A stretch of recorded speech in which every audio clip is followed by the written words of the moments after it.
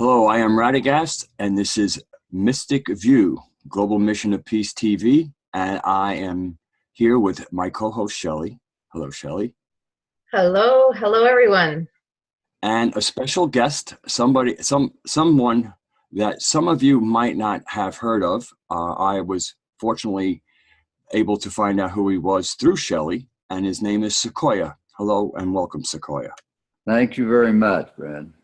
Appreciate that. So he has a very rich life, and a rich life driven by spirit. And so we're going to speak to him and get a chance to have a look at a spirit-driven life. Shelley, I'd like to kind of let you go with Sequoyah here. Yeah, thank you. Sequoyah is my dear friend, Sequoyah Trueblood. And I'm just so happy and honored to be able to introduce some of you to him, and many of you will know him.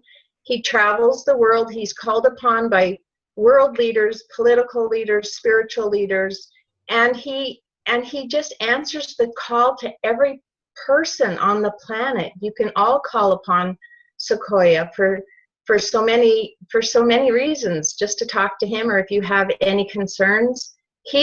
He's really so connected with spirit through his heart that he can bring peace to any situation, and he has been called upon to bring peace into many situations. For instance, there's been some tragedies where many children have signed suicide pacts or brought in by world leaders all over the world when there's kind of world calamities happening. But one of the really interesting stories that Sequoyah has lived is that he found himself called to the Colombian mountains. He's called to the Kogi, the Arhuaco, the Arsadio, and the Cucuamos people. And he has such an interesting connection. Sequoyah, would you like to introduce that part of your story, of your life? Well, I'll get it in there. All right. Okay. You want me to go ahead? You go right ahead. Let us know about the pipe you're holding. Okay, I will in just a moment. First, I would like to say to these people that you can learn a couple of new words for your vocabulary, and I'll introduce myself by saying Halito, and I'm from the Oklahoma Choctaw Nation. Halito is greetings in the language of the Choctaw people. So I'm very thankful that I've been asked to do this and have this meeting with all of my relatives around this beautiful Mother Earth.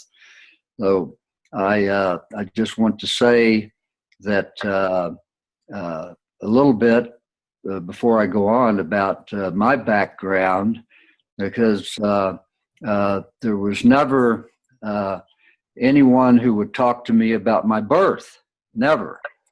And when I was asked about my birth, that would just be disregarded.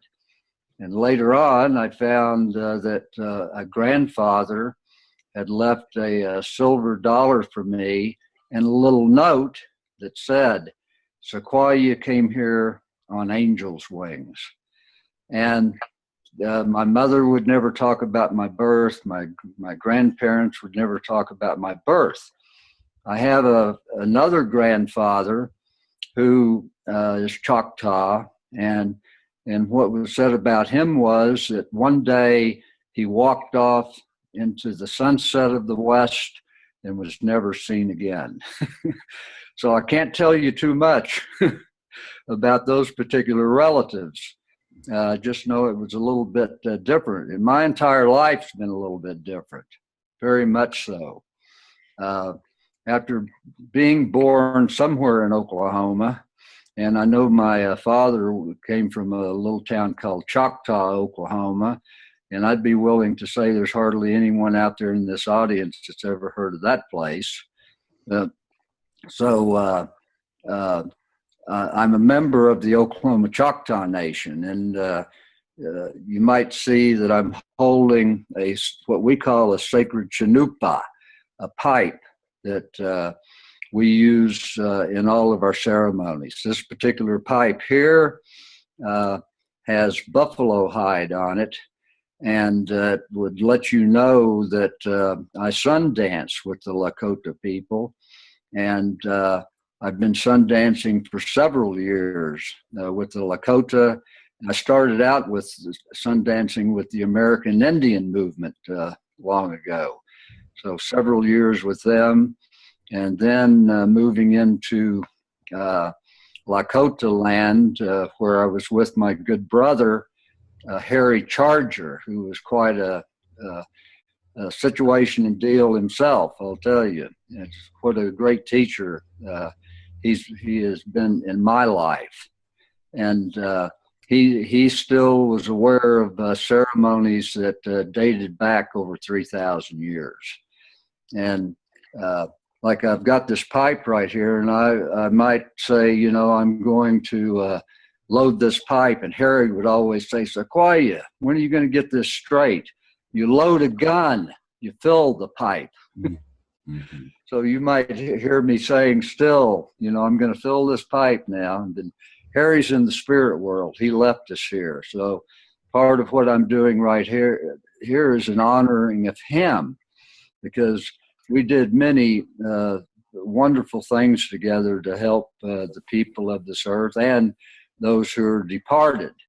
And in the beginning, you talked about how I had done work for you know, different governments and so on. So here, once upon a time, and it's been 20 some years now, I guess, since Al Gore was vice president, that Harry and I were invited to the White House, and they asked us to help with their plan for sustainability. And so we're there talking to Al Gore, and all of a sudden he just says very quietly, would it be possible for you to come down to my office and we could smoke the pipe together? So we did that. We smoked the pipe with Al Gore, and we did some work on the plan for sustainability from a native viewpoint, but not much of that was included in the final product. Yes. Can you tell us a little bit, just for some of the listeners who might not understand the association of prayer and the pipe, and how the tobacco and the plants lift those prayers, and they're part of the prayers? Yeah, this pipe, we refer to it by the name of the sacred chanupa, the holy pipe, holy sacred pipe. And when you're given a pipe, you know, and you come to that place where judgments are not allowed. Not only not allowed, you just don't hear judgments if you're a pipe carrier. And if I find myself in a situation where I don't know exactly what to do, like every day, I will load this pipe, and I will give thanks to the Spirit looking over this pipe for the guidance that I need. And the information that comes from that goes all the way into that invisible spirit world.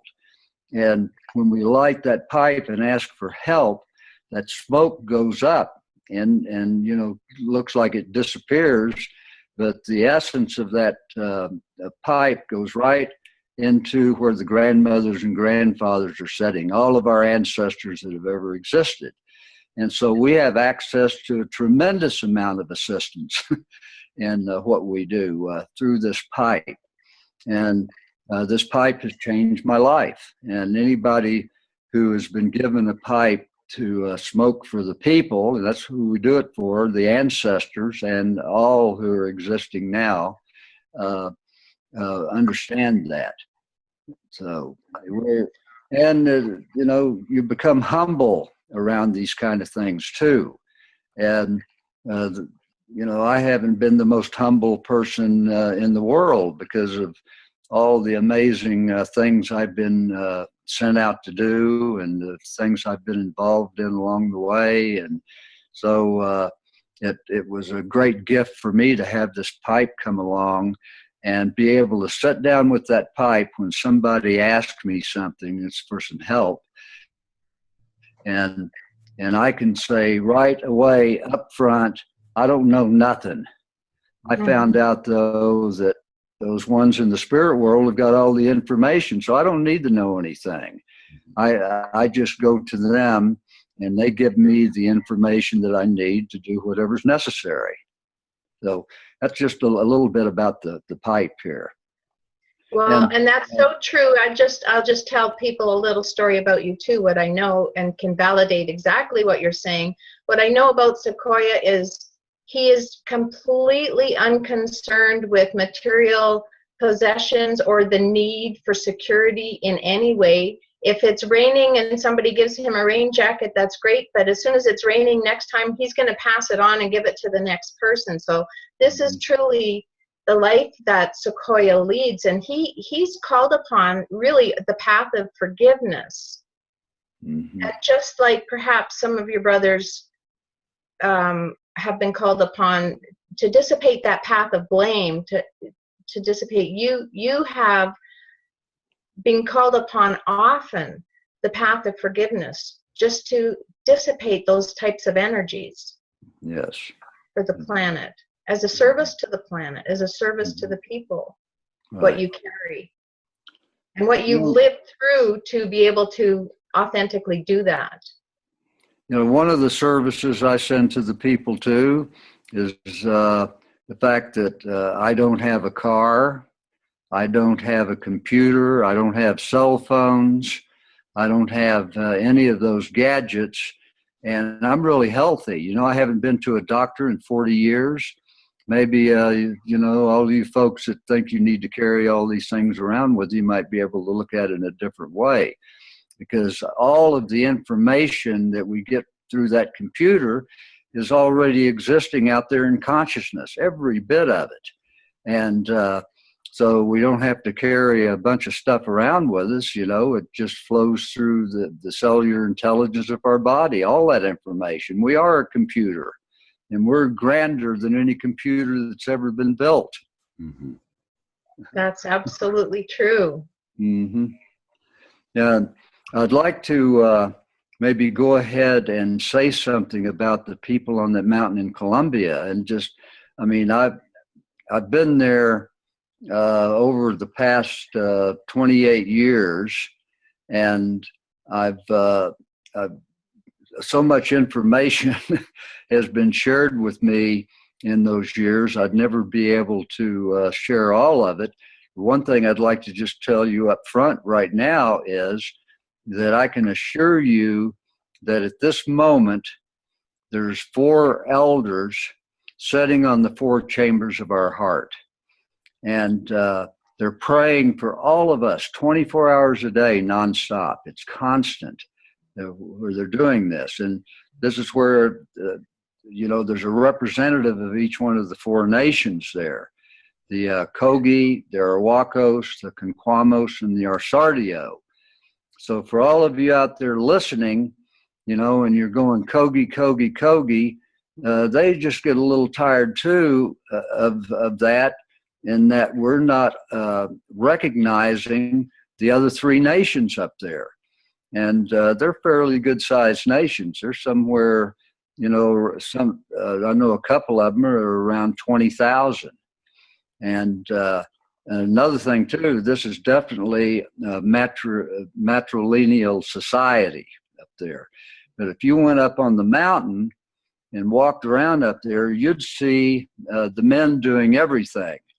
Well, if you peeked around some corners, you would see those women watching the men constantly 24 hours a day to make sure they don't misstep. That's all going on too at all times. And you'll see the men carrying in their hand a gourd, and they'll be turning that gourd constantly. Now, they received that gourd by a woman when they went through their rite of passage ceremony. And uh, they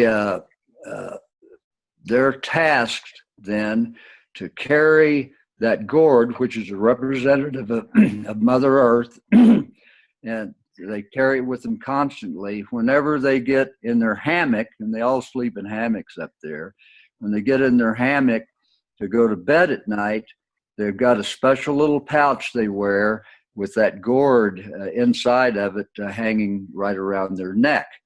And so for their entire life, these men are carrying in their left hand this gourd and turning it, and that's associated directly with us taking care of Mother Earth and caressing her and being gentle with her and kind with her and loving with her. Because I just like to say, Mother, we haven't been too kind to you lately, and we need to take a look at our relationship with you and put our relationship with you right up front in every single thing that we do, so we're able to continue to live here on this Mother Earth. Because, Mother Earth's 6 billion years old, and there's been this is the fourth great society on the Earth. What happened to the other three? Well, they got a little bit carried away with thinking they own things and were running the show. And those other three gigantic civilizations that existed got wiped off the face of the earth. And right now we're in what's called the fourth world. And we're told that we're going to get some added assistance here. And if you go outside, just open your door and look outside, you'll see that everything isn't so pleasant looking out there. We've got trash piles everywhere. So we're in a situation here right now where we've got to bring ourselves back into alignment with Mother Earth, put her first in our needs rather than putting our needs there and forgetting about Mother Earth the way we've done. It's important that we're able to do this so we can continue existing here on this great Mother Earth and this beautiful home that we've been given. That's for sure. And great thanks is one of the steps. Right. Yeah. So I just want to say a little bit of, you were getting ready to say something. What was that? Well, no, that's all right. You can carry on. I'll bring these topics back in. Because everything is different about me, and everything's different, in regard to that mountain in Colombia. And I'd just like to say how, how it happened that I ended up there. It's just pretty interesting. I had spent a lot of time with the Mayan people down in Guatemala, and I'd lived off and on with them for some time, and there was a Mayan priestess there that I'd become very good friends with. And so after maybe my third or fourth trip down there, I get a call from her, and I'm living over in Ganawage now with the Gunyungahaga, the Mohawk people. They'd rather be called Gunyungahaga. That's their real name. That means the people who live by the river, right on the St. Lawrence there. So anyway, there I am in Ganawage, and the phone rings, and it's this Mayan priestess. And she goes, strangest thing, she says, I just got a telephone call from a mountain in Colombia. And the person on the other end, I don't really realize who it was, but I was told that I was to contact you and you were to come to the mountain. And so she gives me that, and I said, well, where? What mountain? What is this? How do we get there? And she says, that's all the information I have. And I said, well, I don't speak Spanish all that well, so would you go there with me? And she'd say, our people have heard about that mountain all of our lives, and and it would be wonderful. She says, I'll accompany you there and I'll be your translator. So she flew up to Boston, where there's a direct flight that goes right into Barranquilla. And do you know where Barranquilla is? I don't. Sure don't. Nope, never heard. Anybody else there? Because Nope. I'd never heard of a place called Barranquilla. I found out real quick though. It's a city of 8 million people. So, and it seems like we would know about that, but anyway, we didn't. So I went and met with this woman in Boston. We got a direct flight. We have no idea where we're going, none. We're just going on the information, scant as it was, that we received. And we fly into Barranquilla, and we get off the plane, and we're going, well, it's hot here. That's for sure. And some guy looked like a native man with a short sleeve shirt on walks up to us, says, come on this way, and takes us around to the other side of the airport. Our luggage is sitting over there waiting to be put on this other little plane. And we get on this plane, and we fly across the mountains of Sierra Nevada de Santa Marta, and particularly the mountain known as the Heart of the World, where these people, journey forth from. So we fly into a little town called Valledupar at the bottom of the mountain. And we still have no idea what's going on. Nothing. We're just going, on how we feel. And so we get off the plane in Valledupar, and there's a taxi sitting there waiting for us. So we get in the taxi. We take the taxi to a hotel, and we get dropped off at the hotel. We go in. They give us rooms. They said, we've been expecting you here. And so a couple of things I brought with me. I brought the pipe with me. And then two, I also brought this sage bowl with me. And then also I brought with me an eagle wing fan. You can't see that. It's hanging up over behind me here. And so here we are once again going like, well, what's happening? And two of the people from the hotel come up to our rooms and say, what are you doing? Come on, they're waiting for you downstairs. And we're going like, who's waiting for us downstairs?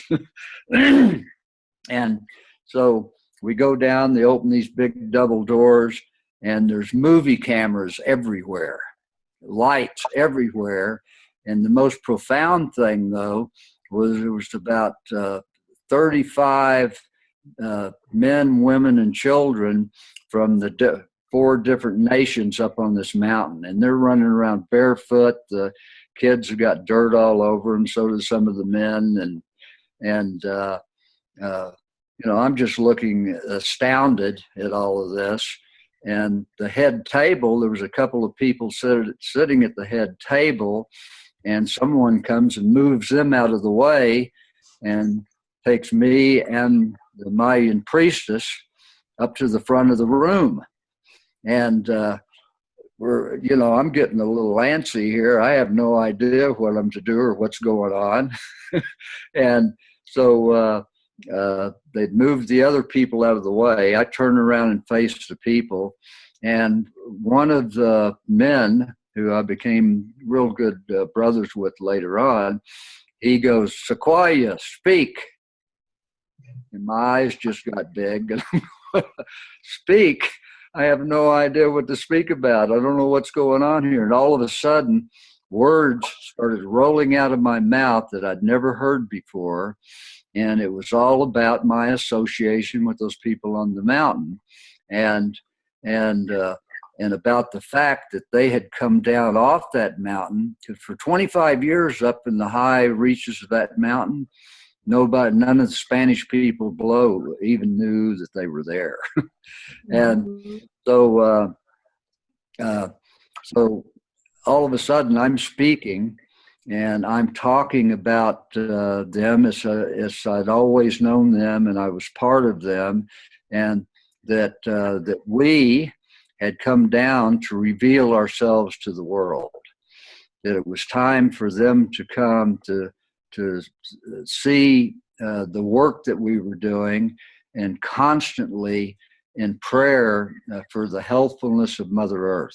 And it's good for you folks to know that out there, that there's somebody doing something like this, because as far as I'm concerned, if they weren't doing this, we wouldn't be able to be here right now.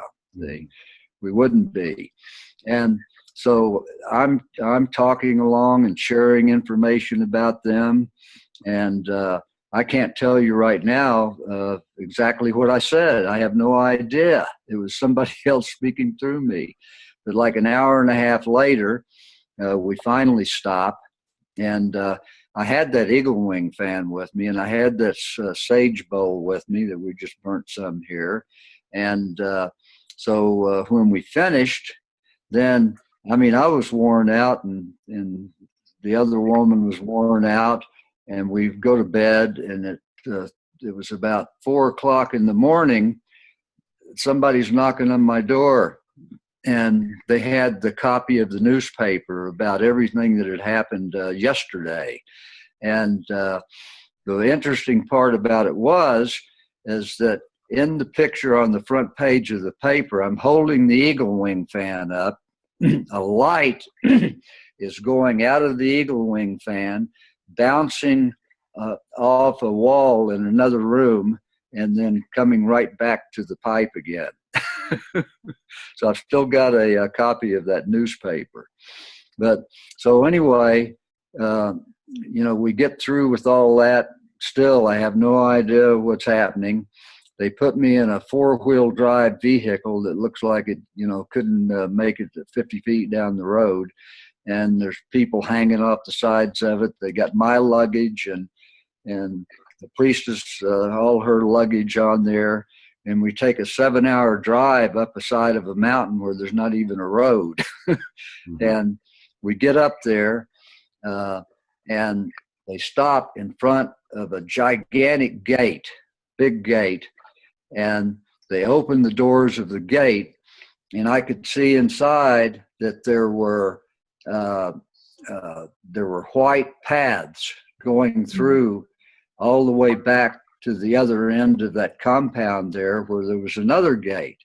And all of a sudden, it was just told to me, what you're seeing in these lines going through are the representation of the DNA. And so the DNA and many things about their life that keep them going is embedded in every single thing they do. On the walls inside of their concurwas, the concurwas are temples, and they're also their houses. They have the paths of the planets inside of these places, and then so they could stay reminded and on track about who they are. And so before I headed down that way, a friend of mine made up a bundle for me that had sage in it, and it was a real nice tan deer hide. So we get up there on the mountain now, and this one fellow comes over to me, and he happened to be from the Amazon, from the Colombian Amazon. And he comes right up to me and he goes, where's that medicine you brought me? Like the sage. I'm going, well, he knows about that already. And I said, it's in the building over there. And he says, well, go get it.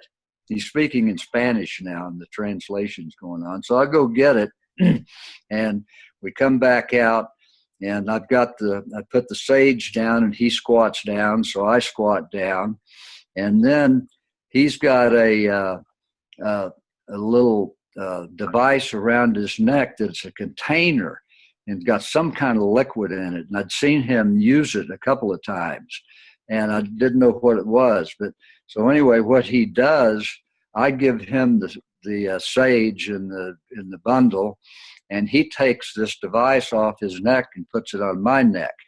And I'd seen him with it's got a little stick in it, and puts it down in there, and there's some gooey stuff there that on it, and he would stick it in his mouth, and before he would talk, he would do that each time because it would alter consciousness. I wasn't aware of that right away.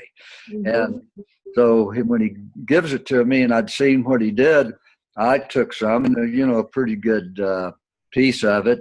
And, and the next thing I know, it's a good thing I'm sitting down because I couldn't stand up. And the translator that he had with him goes, he said, "Don't do too much." And it was too late. So for 3 days, I was in another place. And I still have no idea exactly what that was.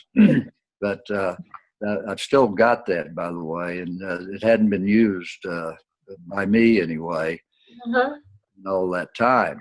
So the next thing that happens is that I find out there's 8 of us who have been called to this mountain, and that our task is going to be to take their teachings and place those teachings on paper and take them to the President of Columbia, their teachings. Mm-hmm. So the President of Columbia and his staff can see what it is that we're doing, and they need to be protected and taken care of to keep the spaceship Earth afloat once again. See, so the way that they decide how they're going to break things down, they have all of us go out on the other side of this compound where there's another big gate back there. We go back there, and there's about 100 of these people in their white clothes and clean clothes, which I hadn't seen on anybody yet. But and then they're all lined up back there, and in front of them there's an old man who eventually became a real good brother to me, and also along with a lot of other folks down there. and so the old man is standing there. He's got an interpreter who can speak their languages and Spanish, and the old man says something to the young guy, and he says, "Now the old man is going to register you." And I'm going like, what's that mean? And then I get the answer back in interpretation saying, the old man's going to look inside of you and every cell of your being, and he's going to be able to see every single thing you've ever done in your life. And the results of this seeing is going to determine whether you'll be able to stay here or not. Mm-hmm. And I'm going in my mind, well, I guess I'm going to be on an airplane out of here tomorrow. Because there's still things I'm not willing to talk about.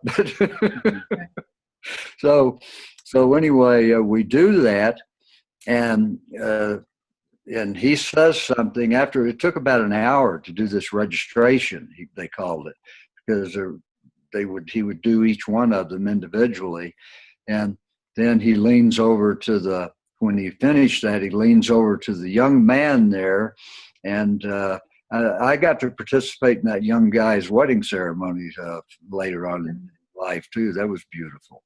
But so next thing I'm seeing 2 people go over and take one of the people that was there to help put this thing together. They took him right out of there. And I'm sitting there going, well, are they getting ready to come and see me now? And so anyway, they'd finished up, and I'm still there. And the young man comes and gets me and takes me to the old man, who is like a universal geographer, this guy. He knows every mountain in the world and everything that's happening in every mountain, this guy. Mm-hmm. And so he says through the interpreter, well, he says to everybody, we don't leave this compound, any of you here to do this work, unless you let us know specifically where you're going to go. You can go down to the river and take a bath, which was about a 5-minute walk away. but you got then come back and stay here. And then he calls me over to this young man, and this young man, and the young man's translation said, "In Sequoyah, for you, you can go anywhere you want to on this mountain." And I'm going, what the heck? What is going on here? And a little later, another significant part of this is that one of the Arhuaco took me by the hand, and the translation said, "Mamo Gabriel wants to see you." Now, I've got a picture of him over here. If I held it up, you could probably see that picture. Huh? I mean, so, but anyway, they take me on a trek. There's one Arhuaco there taking me up, and we get up to the top of the mountain, and there's a little grass hut up there that's only about 4 feet high. Just so one of them could fit right in there, and I had to lean down. And as I leaned down, I hear this voice, and it's all translated in, from Spanish or into Spanish, then into English. And it was like, "Hello, Sequoyah. Where have you been? We've been waiting for you. You've been sent to us by the highest authorities in creation." And I can tell you of the reaction to a lot of my relatives here on this earth when I tell that story. They're not too excited about it because most of them don't believe anything like that could have ever happened. But that's what happened to me. I was sent there by the highest authorities in creation, and I still don't know what that's all about. Later on, as I got involved with other mamos, one of the most significant things that happened along the way, I'm skirting around a whole bunch of stuff here, but it was about 8 years ago now that one of the mamos, Mama Monever, who became a real good brother to me, was calling my name as I was walking around the streets up here in Canada. "Sequoyah, come on down here, Sequoyah." And I'm going like, I must be making this up, because I really want to go. And I got a hold of James O.D. That's when he was president of the Institute of Noetic Science. I called him up and I said, "James," I said, "I'm being called to that mountain in Colombia, and there's something really significant going to happen. I don't know what it is, but I need you to be there because I need someone like you who's very credible, because this is going to be something unbelievable." I was aware of that, but I had no idea what it was. So now I'm skipping a few years right now in doing this. But so, excuse me. We get on the plane, we fly down there, we get up on the mountain, and then from there we have to walk up for about an hour to get up to a place where we can see down into the valley there where Mama Monever's household was located. So we get up there, and down below we can see there's like 200 of these people, Kogi, Arhuacos, Conquamos, Arsardio. There were some of all of them there. And I'm going like, what the heck? What's going on down there? Never seen anything, especially I've never seen these people with clean clothes on, what we would call clean clothes. And so anyway, James and I walked down, and there was a couple of young guys there, like guardians. "What are you doing here?" And so I can speak a little bit of, the Arhuaco language. So I just said something like, "Azi Mizadi, Azi Neki, Azi Neki Ma," the greetings and exchange there. And I'm here to see my brother, Mama Monever. And they all looked at each other. First of all, they were pretty amazed I was speaking a language that's thousands of years old that hardly anybody knows about except them. And they're looking at each other, and they point out into the arbor, and Mama Moneva's wrapped up in what looks like funeral clothes. And I just looked at James and I said, "Looks like we got here too late, brother. Let's walk up the mountain, and sit up there and see what comes to us, because I have no idea what to do now. So we're sitting there eating the mango. There's plentiful mangoes down there. And all of a sudden, a woman who translates for me, who can speak all four of the languages of those people and can speak Spanish. And so she comes up and she says, "Come on, Sequoyah. Mama Maneva has told the people that when you get here, he will be healed." And that was another jaw-dropping time for me, that I have no idea what this is all about and how in the world could I be healed from someone who looked like they're dead already. She says, "Come on." So we get taken down to the family house. And the family standing there with all outside, and they've heard what Mama Maneva has said. You know, when Sequoyah gets here, he will be healed. And so I'm just about on the verge of freaking out now.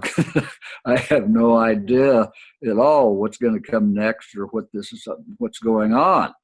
So anyway, James was there with me, and we walk inside of the house, and they've got Mama Maneva laying right in the fireplace. You know, that's the place of regeneration, that fireplace. So they've laid him right in there, ashes and all.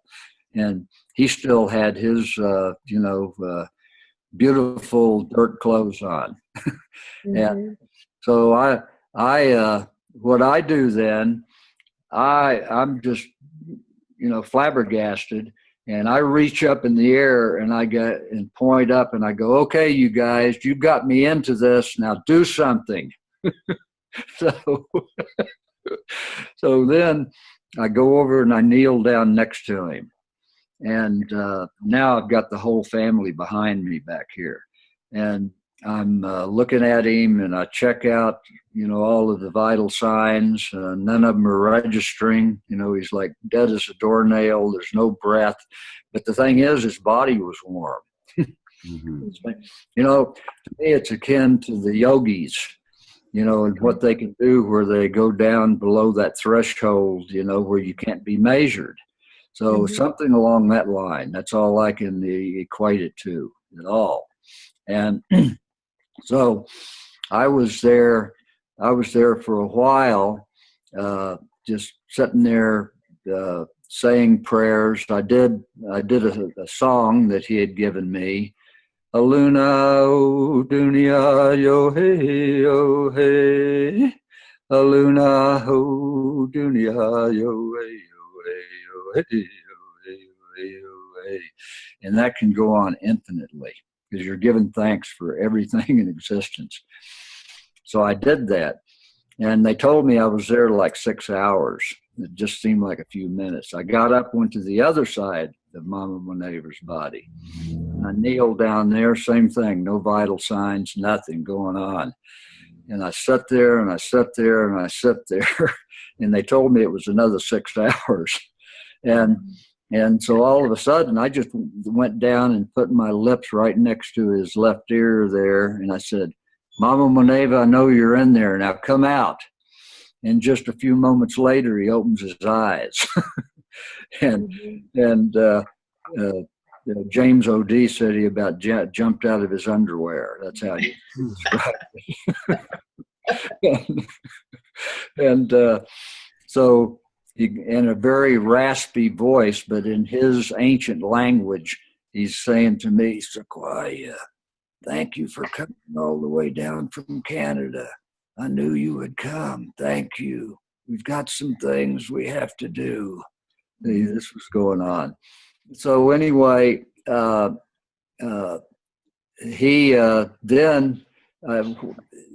people start laughing. He said something, so he must have told a joke of some kind. And then he says, "I want you to know that Sequoyah is indigenous. And I also want you to know that the time will come when Sequoyah will come here, and Sequoyah and I will raise our grandfather up from the earth." And so that's another thing. I have no idea I just know that around the end of this year, I'm going to be back down that way again.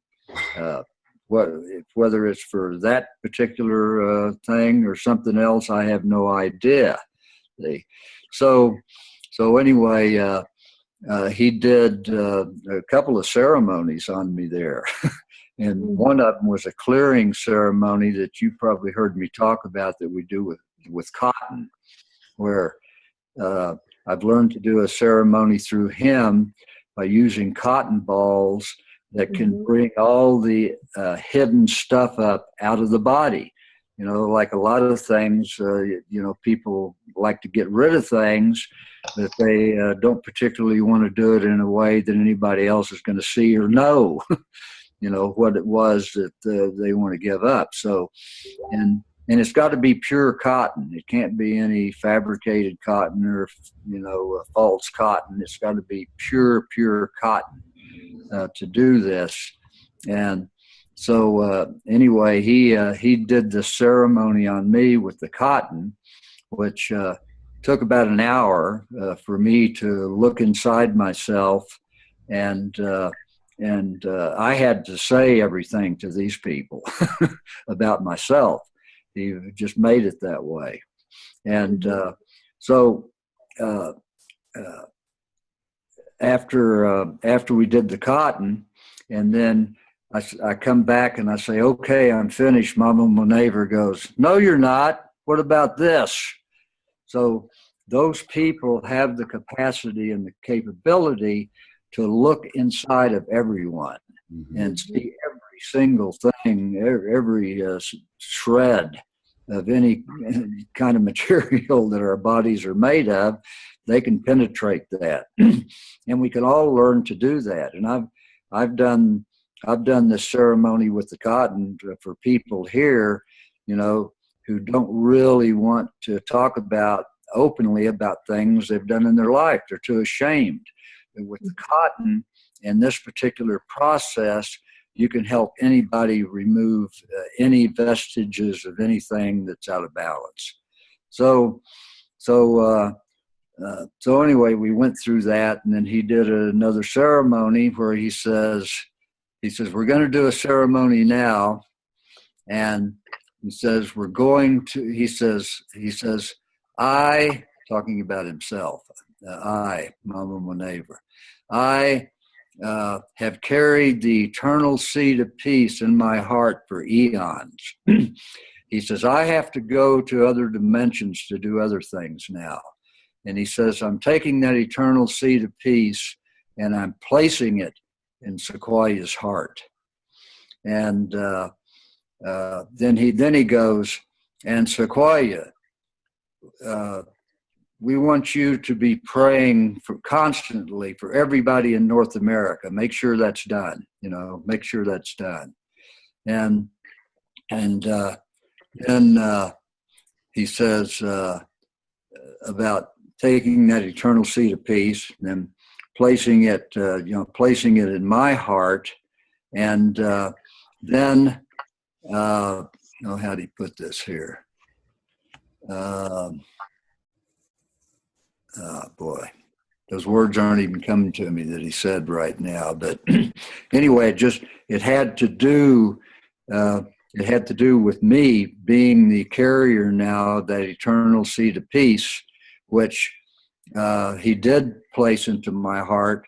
And I won't pull my shirt up right now, but there's a place right here on my heart where there's scar tissue, and blood comes forth from that scar tissue where he inserted that seed of peace into my heart.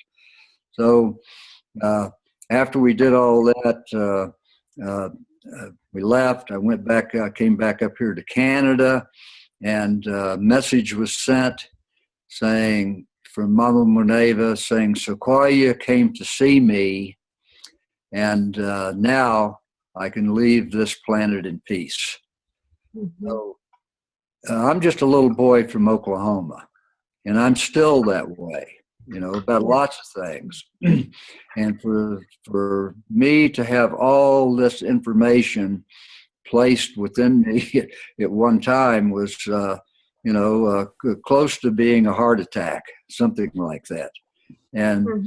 so anyway, I pray every day for everybody, and I pretty much did that anyway. But so now I'm more consistent with it, and every morning the first thing Suzanne and I do when we get up, we give thanks for everything in existence, everything.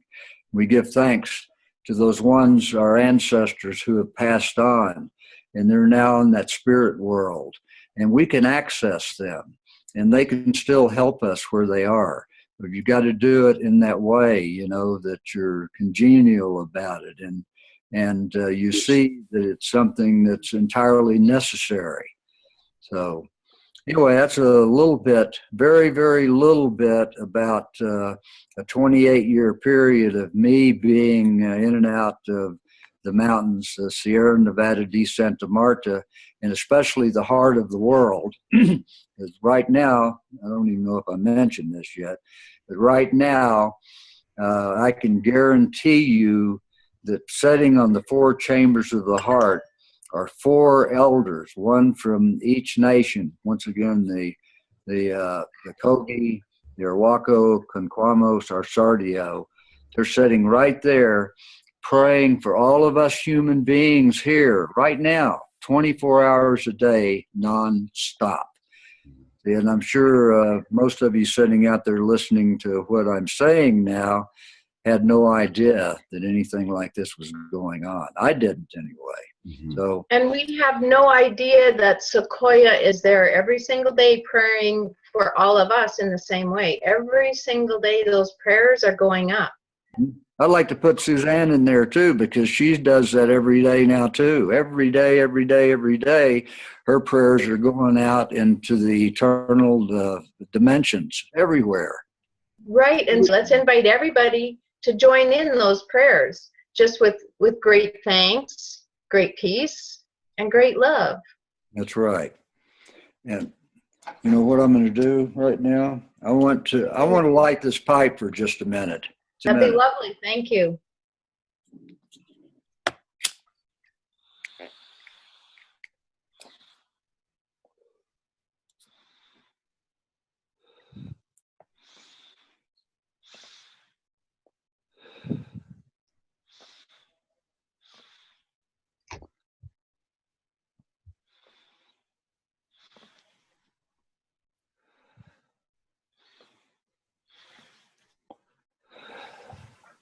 Oh, thank you. Thank you. Mm-hmm. Well, and one other thing Sequoyah always reminds us is Onagiwahi, mm-hmm. We're always together in our hearts. That's it. Always. Mm-hmm. Always one. Mm-hmm. Mm-hmm. So, Brad, would you like to come in with any closing thoughts? Well, I think I won't ask any questions. I just wanted Sequoyah to know that I first came upon you at like a 20-minute TED Talk. And I remember you starting the talk with 20 minutes. I don't, how am I going to make that work? And you did make it work. But I'm glad we were able to give you more than 20 minutes, mm-hmm. because your story is worth hearing.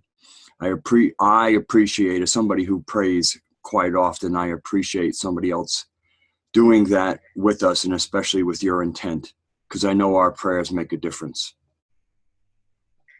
And one of the things that we do here with Mystic View is that we always offer a little spot for good news. So our good news that I'd like to offer for today is to invite everybody that is inclined or would like to contact Sequoyah to experience the ceremony where you can remove any dark or troubling thoughts or past experiences that you think are still affecting you today. And he can help you with that. Oh. And that is good news. Yes.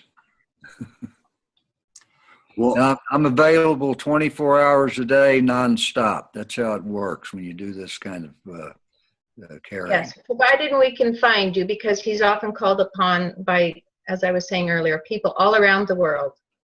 I'd just like to say too, I'd like to mention the Institute of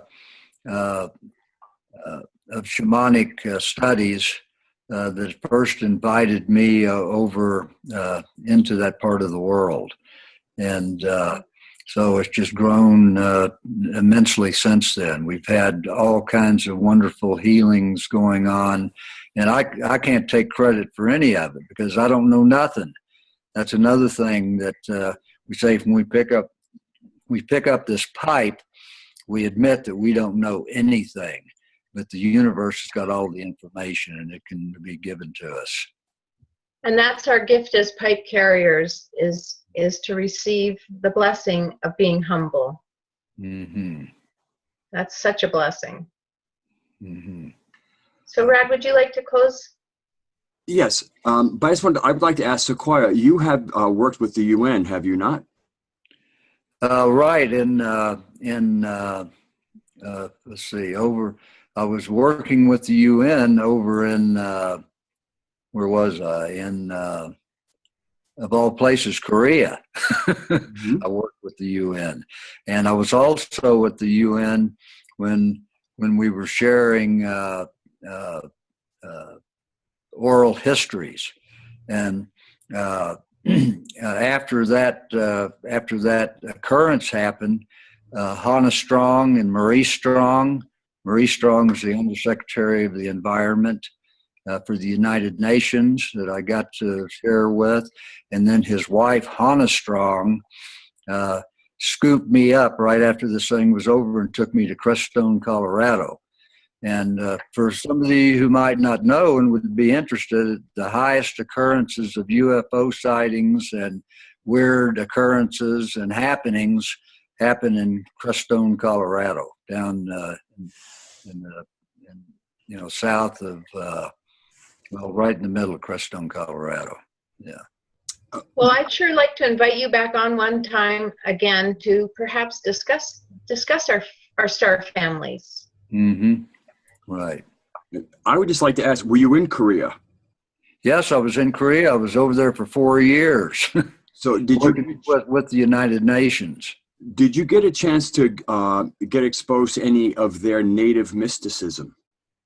Oh yeah, a lot. Yeah, and a lot of it was mostly the women doing it. Mm. And yeah, they've got some really neat practices. One of them's a dance where they're dancing up in the air off the ground. Mm-hmm. Okay, well, maybe we could speak about a little bit about that in our next meeting with you. Okay. Mm-hmm. All right, so I guess I'm going to close this out, and thank you very much, Sequoyah Trueblood, for being with us. Shelley, thank you for bringing him to Mystic View. And thank you, all of you out there, for staying with us, watching us. God bless. God bless you. Only get wahi. We're always together.